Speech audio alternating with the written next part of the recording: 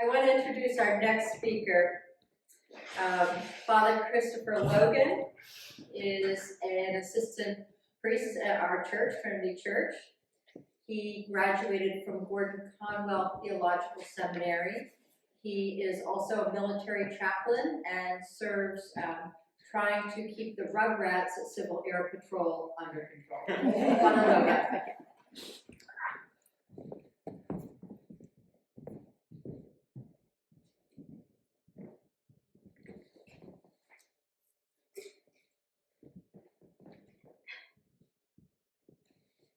So first, a little disclaimer. I am not a medical professional, and nothing that I say should be taken as medical advice.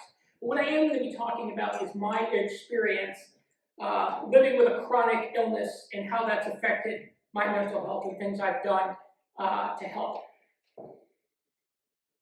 I'm reminded often by the Serenity Prayer, which says, God, grant me the serenity to accept the things I cannot change, to change the things I can in wisdom to know the difference. And for me, that's what it really comes down to. Because there are things I can do, there are things I cannot do. And you have two options. You can either live within the limitations or indulge in the discouragement. And I want to remind us that your physical health affects your mental health, and your mental health affects your physical health. Right? Your body and mind are connected. They are not different. So before I get into the main body of the lecture, I do want to talk a little bit about my background because I think it's important here. When I was younger, at about 2 years old, I was at a daycare and I was in the pool and totally unsupervised, and I drowned and was legally dead for about 2 minutes. My father said when they found me, I was purple and covered in red dots, but as you can see, they revived me. And from there, it's sort of been a journey. When I was younger, they noticed that my legs were turned in as opposed to being straight. And so I had to wear leg braces when I was younger, and I would have these episodes that they thought were seizures. But it turned out to be something different. So I went through a period of time where I didn't have the leg braces anymore. I was playing hockey, and things were starting to improve. I was basically, for the most part, symptom-free throughout high school, although I still had some bouts of nausea.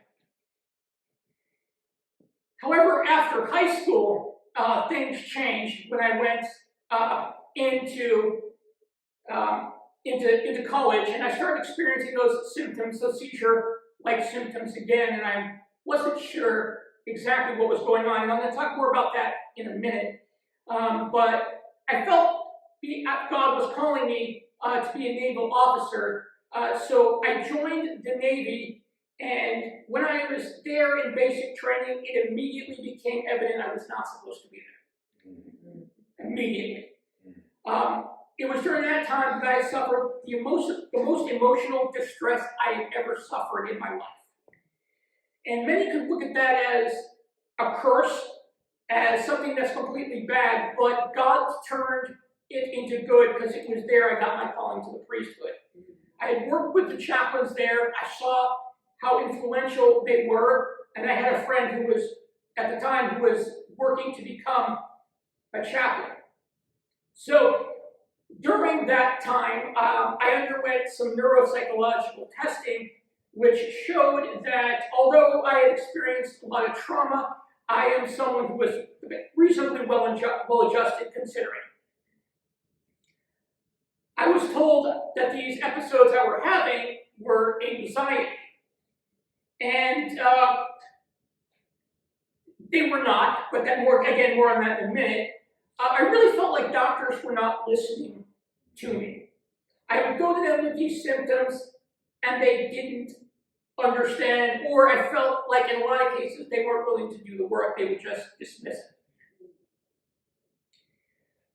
But again, I would sort of recover, and I finally, after going to college, went to seminary, and after seminary, I went to chaplain school and became a chaplain, and then, well, priest first and then a chaplain. But shortly after that is when things really, really got bad for me. I went from about 100 or about 190 pounds to 120 pounds in a matter of only a few months. I couldn't eat. I felt both nauseous and full at the same time. And I had no idea what was wrong with me. And sadly, I had to resign from being a chaplain, which was one of the hardest things I ever did, and I feared that I would never be one again. But I had a severe spell one time when I was out walking with some friends in Boston, and we got back to the T-stop, and one of my friends called the ambulance, and I was sent to Melrose Wakefield Hospital, where finally I met a neurologist who would tell me what was wrong. And he said, people have been telling you that you've had panic attacks, right? And I said, yes. He said, you haven't been having panic attacks. He said, you have this condition called dysautonomia. And it was the first time I'd ever heard about this. And so I went home, I Googled it, I checked it out on Facebook, I joined a bunch of Facebook groups, talked with people there, watched some YouTube videos, and found a great community of people that were sharing similar experiences. I continued having these flares that would go on for several hours, where you'd feel like a very sudden rush. You become very sweaty, you become very dizzy, and then you basically become completely fatigued for several hours after that. And so the only thing you could do is rest. And my heart would jump up to about 180 and would stay there for a few hours. And so it really was starting to take its toll on me. So I want to give you the definition by the Cleveland Clinic of what dysautonomia is, so you can have a better idea. Dysautonomia is a nervous system disorder that disrupts the autonomic body process. These are autonomic functions like your blood pressure and heart rate. Having dysautonomia means these functions do not work properly, causing disruptive symptoms. The symptoms are often manageable, but diagnosing and treating dysautonomia is extremely difficult. And I have two types of dysautonomia, again, which I'll be talking about in a second. So, I was talking with someone online in one of these Facebook groups, and they mentioned that there was this condition called POTS, which is explained better in your handout. I'm not going to go into great detail about that, but your handout does have a lot more details. And POTS stands for postural orthostatic tachycardia syndrome. It's a common nervous system disorder characterized by excessively fast heart rates and symptoms of lightheadedness upon standing. So when I finally found the right doctor, I went and I was tested. My heart rate was about 120 sitting down. Standing up, it went to over 180. And POTS is what is called an invisible illness, meaning we look normal. We look like we're okay. A visible illness is someone with a broken leg who's on crutches, right? You can see he has a broken leg and you can see he needs help. Sadly, people with severe cases of POTS are often accused of faking or acting out for attention because it's not as obvious. But most cases of POTS are easily treatable. They're not life-altering. Most people who have POTS just feel dizzy when they stand up. With the right medication, that goes away and they have perfectly normal lives. My case is not normal. But what I found is salt is the key and hydration is the key. I got on the right medication and I started feeling better. Now, one thing I want to caution about, and this is true of everybody with a chronic illness, do not let your illness define you. Yes. When in the group, there were some toxic people there who identified as their illness. You know, I don't introduce myself with, "Hi, my name is Father Chris Logan, I have POTS," whenever I meet someone. Yeah. Right? But if I do meet someone with a chronic illness, I try to come alongside them and share my story with them, because I think it can be helpful. But these people were living as their illness. They wouldn't go outside. They made everybody's life miserable because their life was miserable. And you can't live in a society like that. So someone in my group suggested that I do something called a tilt table test. So I mentioned this to my doctor. And basically, if you can imagine, you're laying on a table flat, okay? And then the table goes up. And they're monitoring your vitals this entire time. Now, for someone with POTS, that is absolute torture. The doctor said, if you start to pass out, ring the bell. And so as I'm going up, I almost blacked out.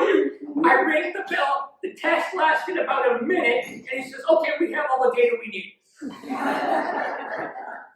And I've talked to some people where the test has gone on for an hour, so I was surprised by this. But they did. I failed it spectacularly. And in the type of POTS I have, the blood pressure goes down immediately when standing. So I could go from a blood pressure of 120/60 before I got medication to roughly about 70/40 when I stood. And eventually it would regulate, but that's how some people with POTS faint and pass out because of that. It becomes too much, and then they pass out. So I'd like to circle back to my weight loss that I talked about earlier. Again, someone in one of these Facebook groups suggested that I do something called a gastric emptying study, which basically they bring you into a room and they have you eat these radioactive foods, and then they track the food over the course of a day to see how you digest it. And after that, the tech looked at me and says, well, we have a lot of usable data, which is tech speak for we found something. And so I met with my doctor, and my doctor said, well, this is interesting. She said, normally what we expect is people to start off slowly and then the digestion to increase over time. She said, but you were the exact opposite. And there were several phases in which they measured. She said, during the first phase, you were actually within the normal parameters. She said, but after that, your stomach just stopped. And that food was still in your stomach at the end of the study. Thank God my doctor was able to find a medication solution that was helpful. The doctor I found at Boston Medical then went to St. Elizabeth's, and St. Elizabeth became Boston Medical, and now she's left Boston Medical. But she was a huge help to me because she believed me and she listened to me. And so one thing I always tell doctors, I've given a more in-depth PowerPoint to several different doctors. And one thing I always try to tell doctors is acknowledge your patient's pain.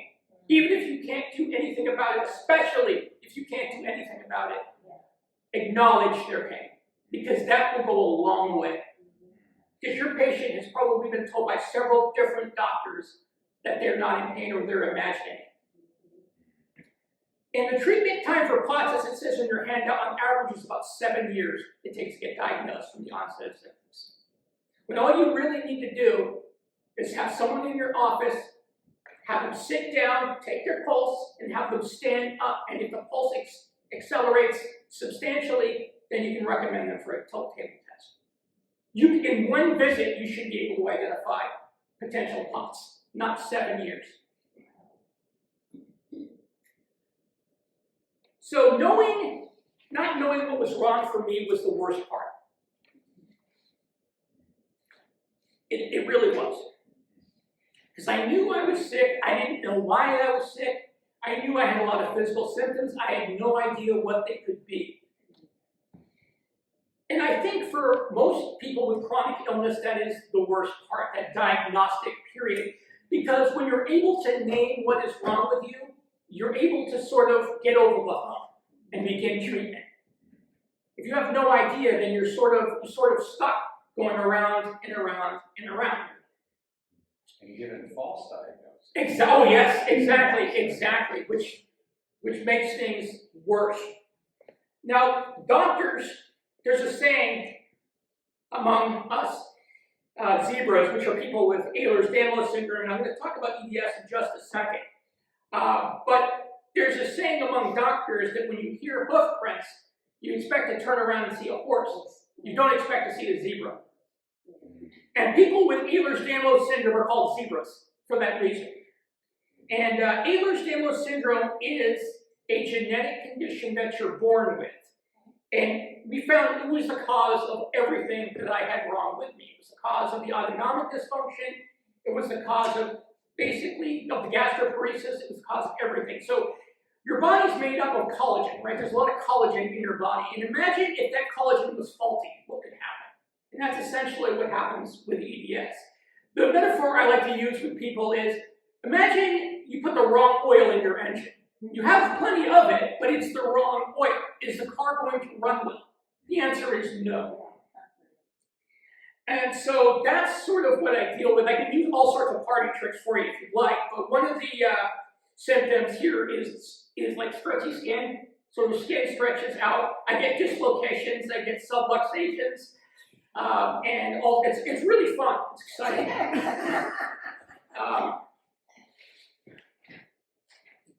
But the type I have is joint hypermobility, and I want to kind of go through that quickly. Again, the Cleveland Clinic says this: joint hypermobility means that a person's joints have a greater range of motion than is expected or usual. Some people have joint hypermobility that does not cause them pain or other issues.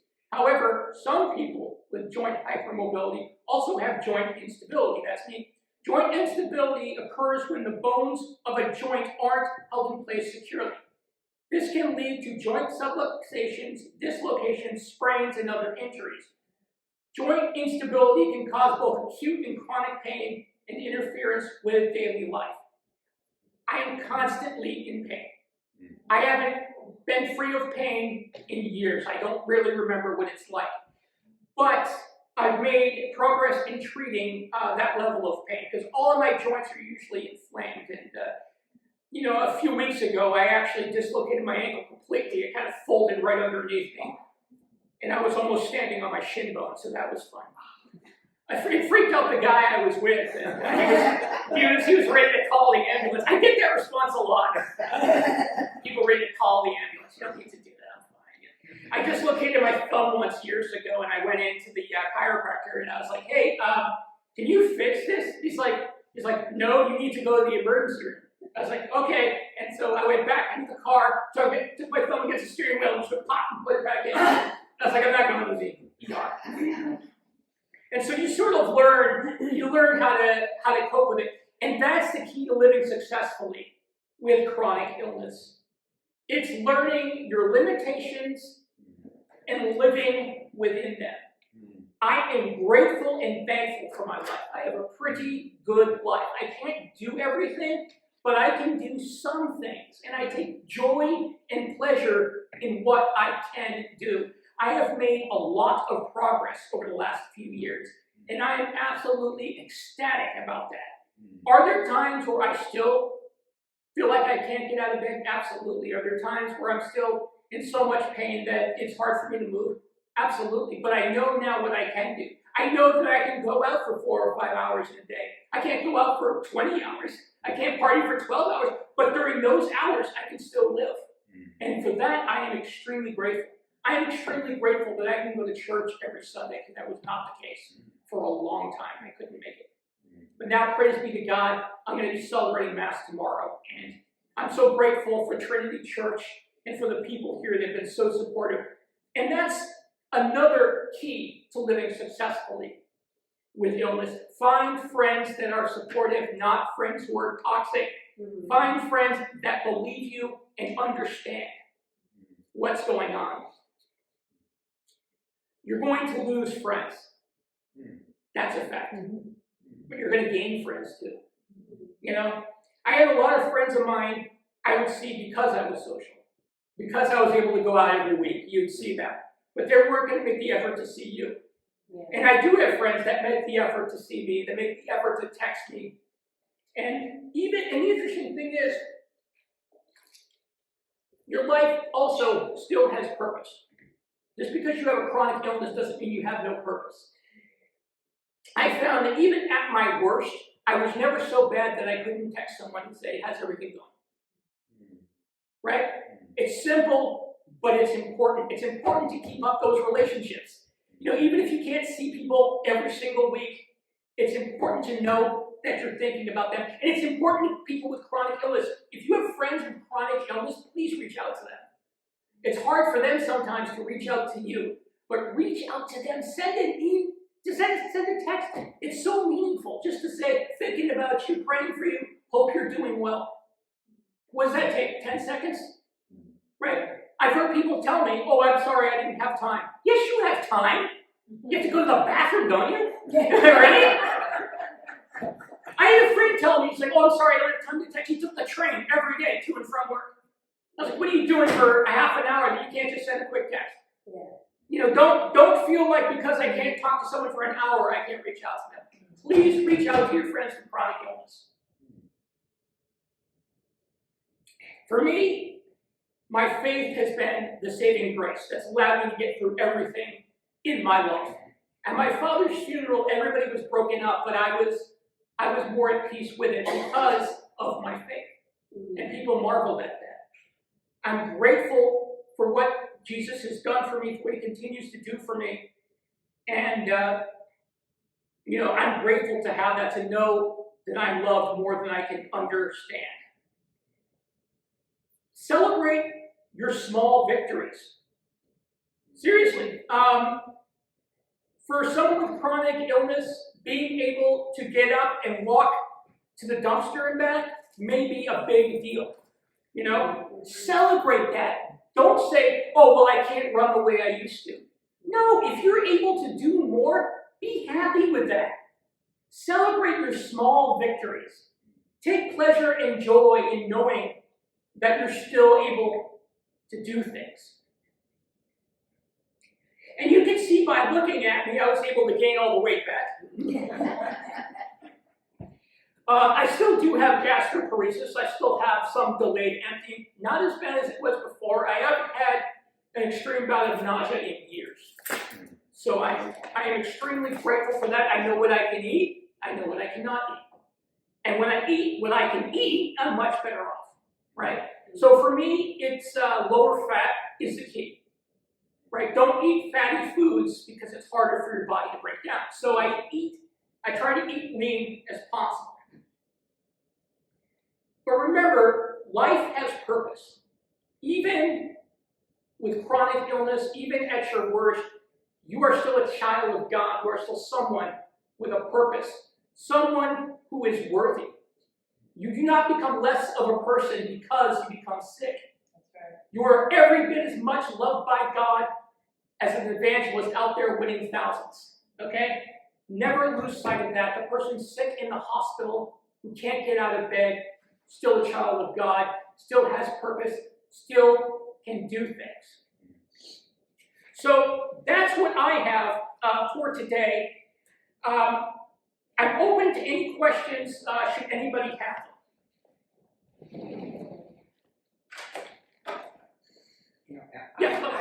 Thank you. I sort of, this is almost a technical question. Really, thank you so much. Sure. I really appreciate it. And I just want to say too, you're saying, it's so helpful to have people reach out to people with chronic illness. I totally get that. I also want to say it's so helpful for me and others for you to do what you just did. Yes. Explain your situation and let people know, like you say, looking at you, people wouldn't know. Right? People wouldn't know what you're dealing with. It's so helpful to have that, when there's a chance. But my question is, what's the relationship between the dysautonomia and POTS? Okay, thank you. I forgot that phrase. Yep. Okay, so dysautonomia is an umbrella. Okay, and under that umbrella is where you'll find Ehlers-Danlos syndrome and POTS. Okay. Does that make sense? So yes. There are different types of dysautonomias. Okay. POTS is a type of dysautonomia. Ehlers-Danlos syndrome is a type of dysautonomia, if that makes sense. Okay. Thank you. I didn't explain that. No. I meant to. Any other questions, comments, suggestions? Yes. When were you diagnosed with? With POTS, 2014. Yeah, and Ehlers-Danlos syndrome was 2018. So we started looking for the cause of POTS, and sometimes you never find out what it is.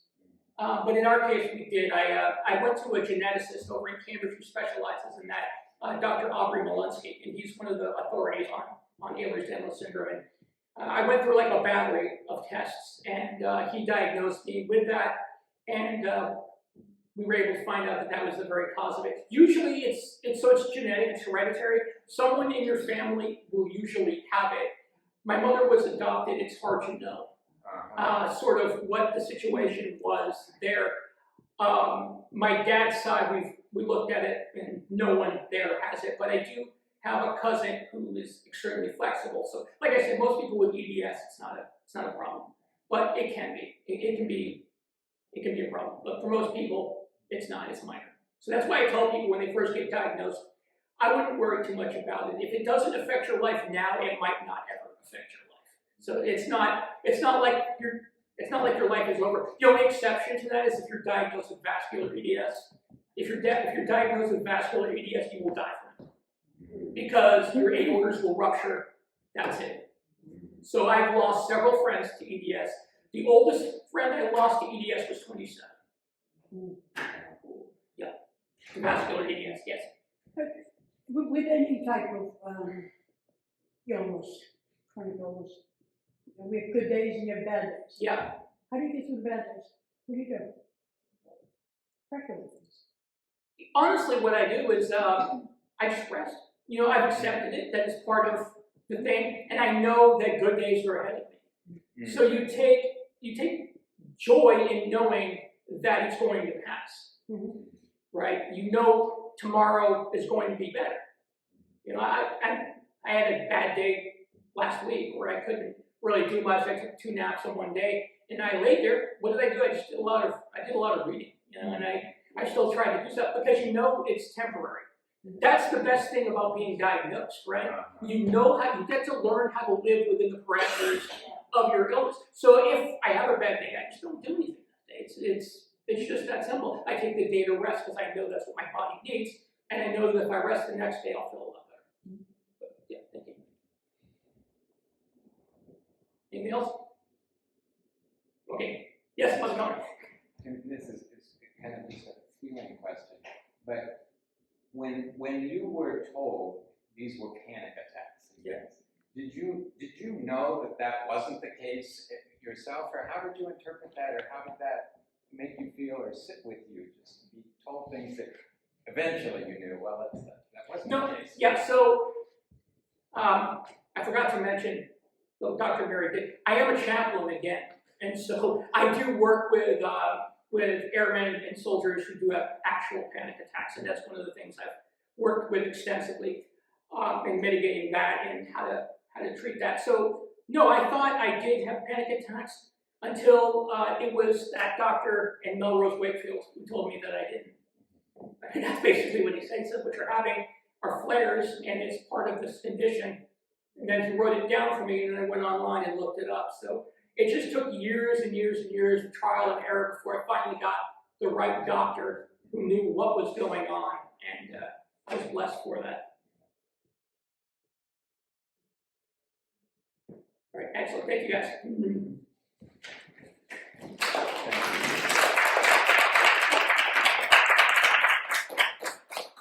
Thank you, Father Chris, for that.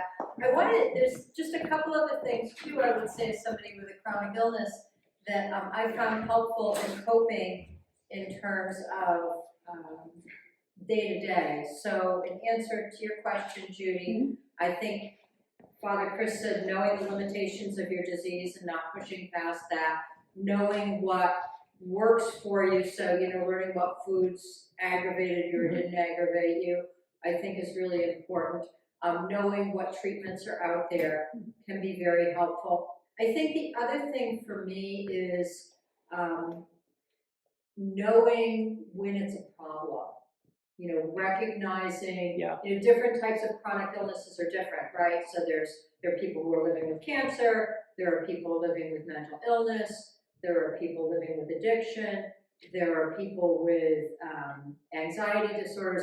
All those are kinds of chronic illnesses, and recognizing what's the trigger, what's flared me, what's made me feel lousy, and trying to, as much as you can, Well said. eliminate triggers. Yep. And also recognizing what you can do to mitigate your triggers. Mhm. So there are certain things where I don't always have control over the circumstance, but are there things that I can do that will mitigate that? You know, so if you have a mold toxicity, can you change your living environment? If Yeah. you have COPD, are there ways to learn to protect yourself? Mhm. So self-education about chronic illness is really important. All right, we're gonna take about a 5-minute break.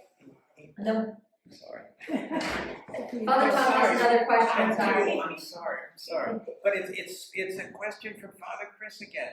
Can you get up there? All right. You said some of it, but I want to hear more. So you said that the thing that has really helped you to get through all this is your faith. Absolutely. Can you say a little bit more about that? Sure.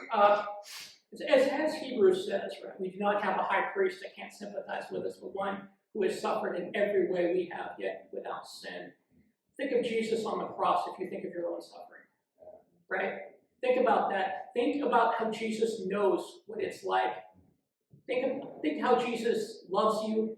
Think about that. Think of your community of faith, people who really care about you, who really care about the gospel, and you can still spread the gospel. I was having a procedure done once, and on the bed next to me was a guy my mother knew from the Parks Department in Haverhill. His father was about to go in for an operation. I had the nurse wheel me over in my bed so I could give him a blessing before he went into surgery. So you can still work. You are still useful. And the faith is you know that you may suffer on this earth, but your suffering is temporary. Yeah. You can take joy and pleasure and know that, and also you will be blessed again, right? So I've been able to do things I never thought I'd be able to do. I never thought I'd be able to go to Pennsylvania, for example, when we went, but I did, and that for me was a huge, huge victory. So celebrate that. I just want to remind you guys, you have those handouts, share them with everyone, honestly, because people don't know about POTS, and that's part of the biggest problem. A lot of people have it, they don't know they have it because they don't know it exists. So please share that. Thank you. You speak, I know because I'm part of Trinity, I know you preach and speak a lot about God's love. Yeah. That He loves you so much. When and how did you get convinced of that? Okay, great question. So I never needed God until I joined the Navy, and He was the only friend I had. I got transferred to 2 different units. The first unit was awful. It was like Full Metal Jacket type stuff. The second unit, the chief there was a wonderful, wonderful guy. Really cared about his people. And had I been in that unit from the beginning, it probably would have been different. But God had a bigger and better plan for me. And so I take a lot of pleasure in having this, knowing that in retrospect. Going into it at the time was awful. But knowing that God was with me the whole time is what made it possible for me to get through it, and then to know that my career wasn't over at that point. I was still able to serve God, and that was my second blessing. That's when I really got to experience God's love when there was no other love to be found. Yeah.